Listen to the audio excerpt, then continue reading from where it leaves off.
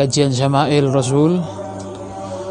Sekarang sudah sampai pada pembahasan apa saja yang dimakan oleh Rasulullah, daharane Rasulullah itu opo ae. Saiki wis masuk pembahasan itu. Tapi sebelum masuk ke pembahasan itu ada pembahasan khatimah di sini.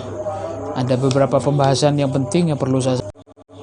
Bismillahirrahmanirrahim. Alhamdulillahirabbil alamin wa sallallahu ala sayyidina Muhammad wa ala alihi washabihi wa barik wasallim ajmain. Melanjutkan kajian Syama'il Rasul. Sekarang sudah sampai pada pembahasan apa saja yang dimakan oleh Rasulullah, daharane Rasulullah itu opo ae. Saiki wis masuk pembahasan itu. Tapi sebelum masuk ke pembahasan itu ada pembahasan khatimah di sini. Ada beberapa pembahasan yang penting yang perlu saya sampaikan. Bahasanya kemarin kan diterangkan bahwasanya Rasulullah itu kehidupannya itu murni kan, ikhtiyariyah. Memang pilihannya Nabi hidup dalam keadaan sulit itu memang ikhtiyariyah. Nabi memang murni milih hidup dalam keadaan pas-pasan dan seperti itu. Ada beberapa pembahasan menarik di sini sebagai pengetahuan bagi kita. Bahasanya disebutkan ada beberapa keterangan bahwasanya kan ada yang mengomentari daripada kalamnya Al-Imam Al-Buziri yang berupa warawadathul jibalu summu min dhahabin an nafsihi fa'araha ayyama syamami wa akadat zuhdahu fiha daruratuhu inna darurata la ta'du alal isami. Nabi itu murni ketika ditawari gunung Batha atau tanah Batha atau gunung Jabal itu gunung-gunung, ditawari mau dijadikan emas, Nabi tidak mau, karena Nabi menunjukkan rasa zuhudnya kepada dunia. Maksudnya Nabi tidak mau kepada dunia. Di sini ada beberapa ulama yang menyebutkan ahlil azwaq, orang yang punya hati yang lembut lah. Bukan permasalahan ini aslinya, tapi gara-gara mereka tuh saking takzimnya sama Nabi, akhirnya timbul pembahasan yang akan saya terangkan ini. Apa? Kata mereka tidak pantas kita itu menyandarkan kepada Nabi bahwasanya Nabi itu zuhud dari dunia. Nabi itu zuhud kepada dunia. Gini pembahasannya soalnya. Loh mosok dunia ini ono nilai di sisi Nabi? Ndak. Nabi itu zuhud dari dunia. Kalau kita zuhud dari dunia, menjauhi dunia, itu kita masih punya nilai terhadap dunia. Dunia itu masih ada di nilainya menurut kita. Kalau di depan Nabi gak ada sama sekali. Jadi Nabi itu aslinya tidak perlu zuhud dari dunia, karena dunia itu sama sekali gak ada dari hatinya Nabi. Paham? Kalau dari hati kita ini dunia butuh masih, tapi kita mengurangi gara-gara kita zuhud, gara-gara kita tidak suka sama dunia. Itu zuhud dari orang. Zuhud itu dari orang yang masih ada nilainya dunia di hatinya dia. Tapi kalau dari Nabi tidak ada. Buktinya Nabi itu khazain al-ard, kunci daripada gudang-gudangnya dunia dan seisinya, emas semuanya dikasih sama Nabi. Ketika Israfil datang, Nabi tidak mau, karena tidak ada kadarnya sama sekali dunia di sisi Nabi. Jadi ulama itu sampai ribut gara-gara mosok sih pantas disandarno yang Nabi kezuhudan dari dunia. Masa dunia itu berarti ada kadarnya? Dunia ini masih ada nilainya di sisi Nabi Muhammad katanya. Loh, itu ribut para ulama itu. Saking lembutnya hatinya mereka itu, saking lembutnya, saking takzimnya kepada Nabi. Kayaknya tidak pantas sih disandarkan rasa zuhud terhadap dunia kepada Nabi. Masa insan semulia ini mau disandarkan rasa zuhud dari dunia? Iya, kalau kayak inti dan saya aulia yang lain mungkin masih ada kadar dunia dari Nabi.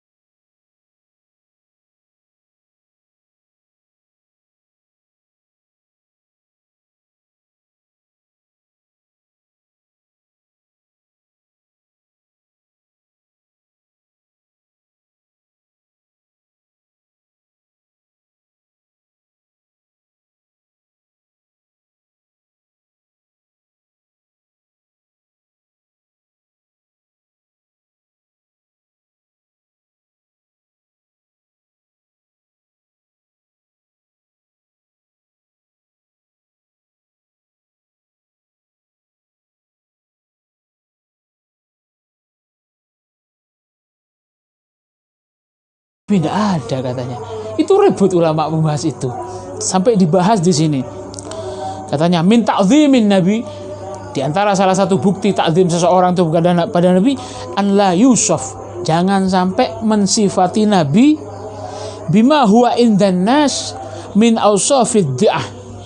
Jangan sampai menyifati nabi dengan sifat-sifat yang kalau sama sifat itu diletakkan pada orang lain itu bisa membuat orang itu rendah. Gak oleh. Paham? Nyifati nabi, kemarin kan sempat viral ada kejadian itu.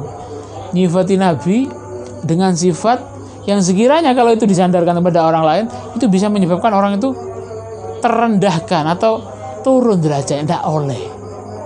Salah satu takzimnya kita kepada nabi, jangan disandarkan kepada nabi kalau sifat itu tidak pantas. Tidak pantas disandarkan yang orang lain tuh, paham? Bukan kalau pada orang lain saja nggak pantas, apalagi kepada nabi. Bismillahirrahmanirrahim.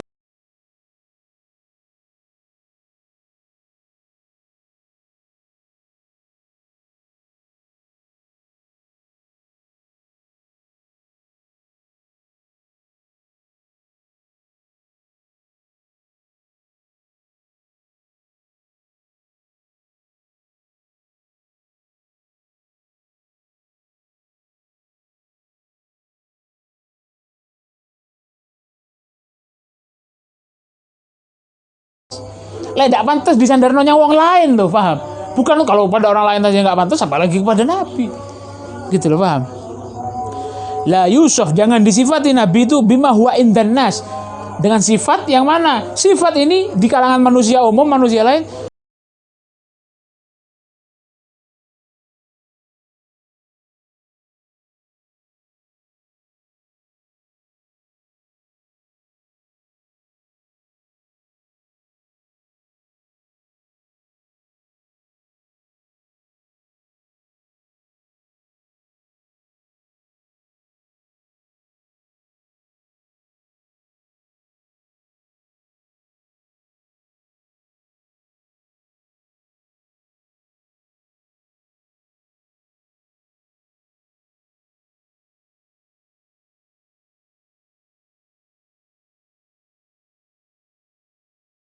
itu merupakan satu kerendahan, paham?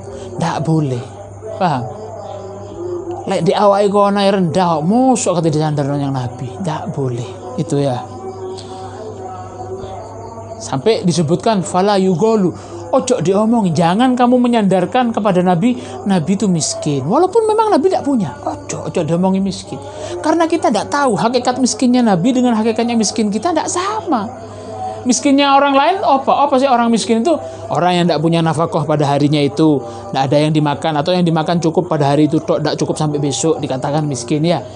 Miskinnya nabi apakah seperti itu? Ayo kita cek. Kalau memang nabi itu miskin, nabi itu setiap kali dapat harta banyak langsung dibagikan semua, iya apa enggak? Saiki aku takon, ada orang kaya punya harta banyak, berani nggak dia menghabiskan hartanya seketika itu juga? Gak berani. Maka nabi ini orang yang sangat kaya apa? Dia dalam keadaan butuh dapat sesuatu kurma yang banyak, tidak kepikiran untuk dirinya sendiri, dikasih orang semua. Orang yang miskin itu orang yang takut kurang, paham? Orang yang kaya itu yang nggak punya perasaan kurang sama sekali, tidak takut untuk dibagikan ke orang lain. Nabi itu kalau memang nabi itu miskinnya sama seperti kita, ya maka nabi tidak mungkin ketika dapat kurma dikasih orang, dibagikan ke sahabat ashabus suffahnya. Bahkan sampai suatu ketika nabi itu ketika dapat kurma banyak, ashabus suffah itu yang 80 orang dikasih satu. Ketika di tengah jalan ada fugorok minta-minta, tinggal 3 biji. Pada waktu itu padahal nabi niat mau dikasih keluarganya, istri-istrinya yang 9, tidak kebagian. Istrinya 9 tidak kebagian. Akhirnya datang ke rumahnya Fatimah, mau dikasihkan ke cucunya Hasan Husain. Sampai di situ ada Sayyidina Hasan dan Husain lagi nangis. Kenapa kok nangis cucuku ini Fatimah? Belum makan ya Abah, katanya. Oh, banyak versi, banyak riwayat, belum makan katanya. Ali kemana? Ali lagi buruh, ngerti buruh ini? Nyari bayaran, makelar. Nyari bayaran apa, kerja apa, nanti dibayar langsung beli kurma. Ya wis, ini makan.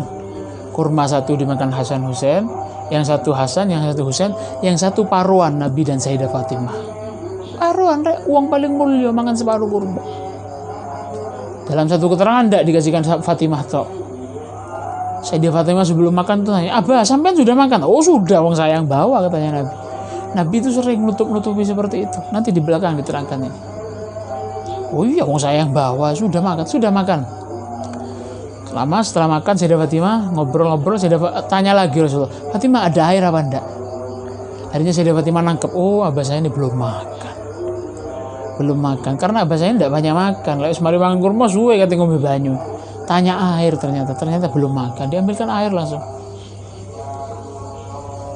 Sallallahu alaihi wasallam.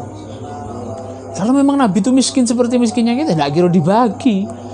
Karena ente kalau orang miskin dapat banyak, ente makan enggak apa-apa, enggak dosa ini, karena butuh. Ini Nabi enggak, langsung dapat habis padahal dia butuh. Batunya masih ada di ganjilnya di sini.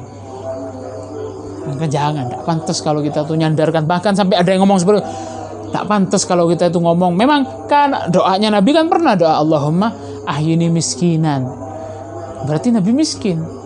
Jangan, walaupun memang seperti itu keadaan Nabi kekurangan, tidak pantas kayak kita itu nyandarkan sifat-sifat yang seperti ini. Yang mana sifat ini kalau disandarkan kepada manusia umum itu merupakan suatu kerendahan. Tidak pantas disandarkan kepada Nabi Muhammad Sallallahu Alaihi wa ankara ba'dul ulama, banyak yang beringkar. Kalau Nabi itu masa Nabi zuhud dari dunia, tidak pantas sampai seperti itu katanya. Karena apa?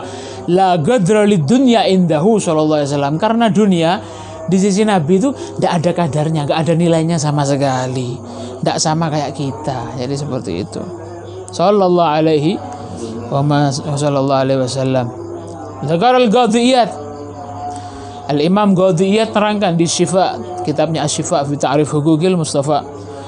Dinagel atau dikutip dari Al-Imam Syekh Taqiyuddin As-Subuki fi kitabih Sayful Maslul, dinukil dari Imam Subuki, anna fuqaha'il Andalus, waktu itu ada kejadian akhlak para ulama itu akhlak, masya Allah. Pada waktu itu suruh apa? Kenapa kok suruh dibunuh? Wasabat li Hatim at-Tulaituliyi, Hatim, supaya yang namanya Hatim ini supaya dibunuh pada waktu itu. Padahal Imam Hatim ini faqih orangnya, orang yang faqih, mutafaqih. Hatim pada waktu itu suruh apa? Kenapa kok suruh dibunuh? Wasal bihi, dan suruh disalib. Suruh dibunuh, suruh disalib. Kenapa? Gara-gara apa? Listighfafihi bihaqqin Nabi sallallahu alaihi wasallam. Akhlak para ulama itu akhlak, masya Allah. Sampai tidak rela, mosok Nabi mau disandarkan kezuhudan dari zuhud dunia, tidak pantas karena dunia tidak ada nilainya di sini. Nabi tidak rela, saking lembutnya, mahabbahnya, saking tidak rela. Orang tuh kalau sudah sangat cinta, yang dicintai tidak ada aibnya sama sekali. Paham? Masya Allah. Jadi seperti itu. Gara-gara apa kok disuruh dibunuh? Gara-gara istighfaf. Ngenteng no yang Nabi. Istighfar gara-gara ngeremehkan, menyifati Nabi dengan sifat yang remeh, walaupun itu asli ada pada Nabi. Gara-gara Nabi diistighfar sallallahu alaihi wasallam. Istighfar ya, ngenteng no. Dan ini sifat yang memang Nabi apa ya? Pada waktu itu Nabi pernah dalam beberapa hadis yang lain Nabi memang ngomong kalau Nabi itu miskin, istighfar, gara-gara Nabi di istighfar, dienteng no. Terus apalagi yang kedua, gara-gara tasmiyatuhu iyah asna munadharatihi bil yatim. Gara-gara pernah ngomong Nabi itu diomong yatim, ngomongnya tidak enak lagi ngomongnya itu. Padahal Nabi memang yatim. Di tengah munadhara, di tengah nerangkan gini, ya mungkin ya wallah alam, Allahumma sholli Muhammad, bandar tidak salah. Mungkin ya, yatim memang yatim itu gitu. Paham? Tak bagus lah menerangkannya itu dengan kalimat yang tak bagus. Padahal itu memang ada pada Nabi. Lu gara-gara itu disuruh bunuh, suruh salib. Gara-gara ada nilai istighfafnya. Ono nilai apa? Ngeremeh no, ngenteng no. Kalau cerita dengan ta'zim, Nabi itu dulu hidupnya dalam keadaan yatim, mungkin tidak masalah. Ini Nabi itu dulu yatim, istighfaf. Nyampaikannya dia itu dalam munadharahnya, dalam mudzakarahnya itu bil istighfaf. Ngeremehno, ngentengno gitu. Gara-gara itu suruh dibunuh, suruh disalib. Dan juga gara-gara apa? Waza'mihi, gara-gara dia juga punya prasangka dulu. Bahasanya apa? Anna zuhdahu lam yakun ghusdan. Lam yakun ghusdan. Dan dia itu menuduh dulu Nabi itu memilih zuhud ketika ditawari ini memilih zuhud itu bukan tujuan utamanya aslinya. Bisa saja Nabi itu menerima. Lo nyongko ngono, paham? Kan terserah Nabi kan. Sama mau diterima pun tidak apa-apa aslinya Nabi. Tapi dia itu gara-gara istighfar. Menerangkannya itu dengan istighfar. Oh, Nabi itu aslinya tidak bermaksud zuhud aslinya. Mungkin seperti itu penyampaiannya. Walau gadar ala thayyibat, akalah aslinya Nabi itu kalau bisa, maksudnya mau untuk makan pada waktu itu untuk diterima, ya dimakan sama Nabi. Itu nerangannya. Dengan kalimat yang kurang baik atau dengan penyampaian yang kurang baik, gara-gara istighfar seperti itu, akhirnya seluruh fuqaha Andalus dulu berfatwa tidak apa-apa dibunuh orang seperti itu. Na'udzubillah min dzalik. Na'udzubillah, akhlak ya, semoga kita dikasih akhlak sebagaimana akhlaknya para ulama itu kepada Nabi, mahabbah yang besar seperti itu kepada Nabi, sehingga bisa menimbulkan rasa cinta yang sebetulnya kepada Nabi Muhammad. Amin Allahumma amin. Masya Allah. Karena ya disebutkan banyak keterangan seperti Nabi. Kalau memang kita itu menuduh Nabi itu fogoro atau miskin, karena Nabi berdoa Allahumma ahyini miskinan, berarti Nabi itu senang miskin. Dengan catatan miskinnya Nabi tidak sama dengan miskinnya kita. Kayanya kita sama miskinnya Nabi lebih bagus miskinnya Nabi. Kita punya duit banyak, punya baju banyak, sarung banyak. Tidak ada yang setiap tahun diinfakkan sarung yang kasih sapu, tidak ada. Nabi ini butuh, bawa ke rumah butuh untuk dimakan, dikasih orang sampai habis, sampai dirinya sendiri, beliau sendiri tidak kuman, tidak kebagian. Kalau memang Nabi itu miskin, uang semacam ini sing wani ngetokno dalam keadaan butuh itu orang yang paling kaya. Orang yang kaya itu yang tidak kepikiran. Si uti eman miskin itu. Takutnya dirimu untuk mengeluarkan hartamu, walaupun kadang itu untuk dirinya sendiri sih eman. Itu lebih parah lagi, lebih miskin lagi. Itu tandanya orang miskin. Sallallahu alaihi wasallam. Terus masuk sekarang Pak. Wa amma khubzu Rasulullah sallallahu alaihi wasallam. Adapun yang dimakan oleh Rasulullah sallallahu alaihi wasallam itu seperti apa, ini akan diterangkan sekarang. An Ibnu Abbas, diterangkan dari Ibn Abbas radhiyallahu taala anhuma, qala kana Rasulullah sallallahu alaihi wasallam yabitul layali al-mutatabi'ata tawiyan huwa wa ahluhu la yajiduna asha'an wa kana aktsaru khubzihim khubzus syair. Masyaallah. Karena Rasulullah ini pernah ya bitul layali, bermalam siang malam mutatabi'ah. Pernah suatu ketika Rasulullah itu sampai berapa malam berturut-turut tawiyan, dalam keadaan khaliyal batni ja'ian, dalam keadaan lapar. Pernah Rasulullah itu dalam keadaan lapar berapa malam berturut-turut. Huwa wa ahluhu, Nabi dan keluarganya. La yajiduna asya, tidak nemu makan malam, tidak nemu makan siang. Wa kana aktsar khubzihim khubzus syair. Dan yang sering dimakan oleh Nabi itu biasanya roti yang dibuat dari gandum, khubzus syair. Ada kalanya rotinya dari roti bur. Gandum itu ada tingkatannya, yang syair itu kurang paham saya, yang mana yang paling bagus itu yang paham. Tapi kebanyakan yang disebut di sini tuh gandum-gandum yang nggak bagus yang dimakan Nabi itu biasanya. Oh, itu Nabi pernah berapa malam berturut-turut tidur tengah malam perutnya kelaparan. Bukan Nabi tok, Nabi dan seluruh keluarganya. Keluarganya siapa maksudnya? Yang dinafakoi Nabi ya istri-istrinya. Sallallahu alaihi wasallam. Nggak nemu apa yang dimakan. Dalam keterangan yang lain, Sayyidah Aisyah itu pernah ngomong, kami rumahnya Nabi ini pernah suatu ketika sampai berhari-hari dapur-dapur kami itu yang namanya kompor itu tidak pernah hidup sama sekali, tidak hidup, api itu tidak pernah hidup sama sekali, tidak ada yang dimasak boleh. Terus Sayyidah Aisyah pernah ngomong, yang paling sering kita makan ketika masa-masa itu katanya al-aswadain, kurma dan air. sallallahu alaihi wasallam radhiyallahu anhum ajmain. Itu Nabi ya. Padahal Nabi itu sekelilingnya sahabat-sahabat yang kaya itu banyak. Sallallahu alaihi wasallam. Banyak. Nggak ono terus diminta suruh ngirim makanan, nggak ada. Jadi seperti itu. Sallallahu alaihi wasallam. Wa an Aisyah radhiyallahu ta'ala anha. Sayyidah Aisyah pernah meriwayatkan, "Ma syabi'a alu Muhammad sallallahu alaihi wasallam min khubzi syair yaumain mutatabi'ain." Katanya Sayyidah Aisyah, al Muhammad, keluarga Muhammad, ma syabi', tidak pernah kenyang. Tidak pernah kenyang min khubzi syair, makan roti dari gandum atau dari apa, 2 hari berturut-turut tidak pernah kami merasakan kenyang. Maksudnya kalau kami kenyang ya wis sekarang tok, besok tidak bisa makan lagi. Sampai sekarang makan, besok makan, besok kenyang, tidak pernah. Mutatabi, saking melaratnya, saking susahnya, saking nggak punyanya. Nemu makanan terus bisa dimakan besok sekarang, asak makan malam, besok pagi makan, besok siang lagi, mutatabi, tidak pernah. Padahal mereka itu paling mulianya manusia. Sallallahu alaihi wasallam.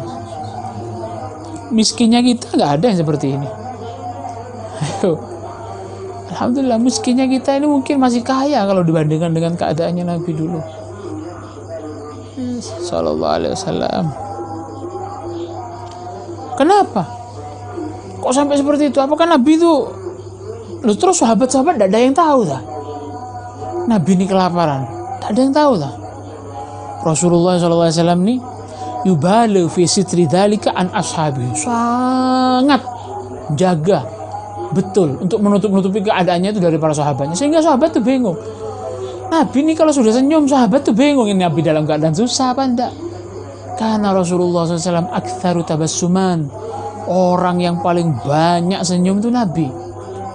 Ma'annahu aktsarun nasi huznan, padahal Nabi itu adalah orang yang paling banyak susahnya. Susah mikir ini, mikir ini. Contohnya apa? Kalau Nabi itu susah mikir Allah, mikir banyak apa? Lek sholat Nabi tidak pernah senang, nangis pasti. Pernah suatu ketika sahabat ini ketika sholat mendengar di belakangnya Nabi itu sautal ajid ka ajijil mirjal, katanya. Dengar suara kayak air mendidih, gerubuk gitu loh. Kayak suaranya air yang dimasak sampai mendidih. Sahabat di belakang ini dengar dari Nabi, dari dadanya itu keluar guduk. Ya apa kok nangis sih? Ente kalau lari takut dikejar apa gitu, terus ente diam pas duduk, ya apa yang didengar? Kadang ente dengar jedok. Itu biasa. Ini lebih keras lagi Nabi. Itu kalau Nabi senyum, sahabat nih bingung, Nabi ini susah apa enggak? Tak tahu. Masya Allah. Wa hadza yadullu ala fadlil fagri wa tajannub anis su'al ma'al ju'. Keberadaan Nabi yang seperti itu ini menunjukkan satu dalil bahasanya fagr itu nggak punya pas-pasan itu utama, mulia. Fadlil fagri menunjukkan bahasanya kefakiran tuh punya nilai utama di sisi Allah karena Rasulullah milih seperti itu.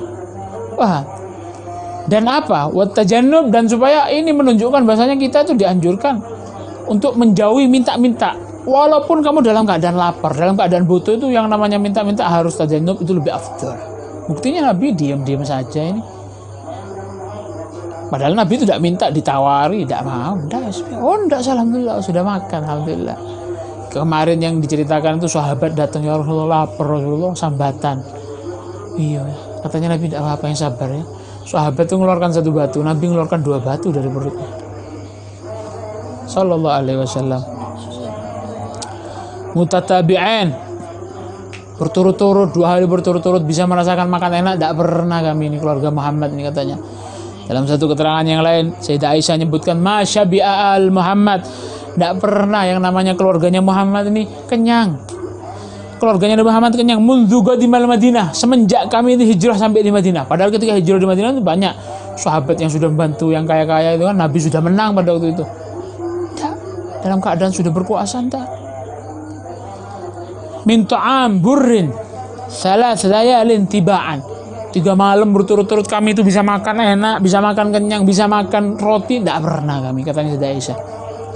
Hatta gubit, itu sampai Rasulullah meninggal kami itu hidup seperti itu, katanya Sayyidah Aisyah. Berarti kurang lebih selama 10 tahun. Iya, 10 tahun, kurang lebih 10 tahun lebih. Hidupnya mangan, besok tidak makan. Sallallahu alaihi wasallam radhiyallahu anhum ajma'in. Hatta gubida Rasulullah sallallahu alaihi wasallam, sampai Rasulullah itu wafat. Wa an Sulaim wallahu a'lam bishawab. Al-Fatihah.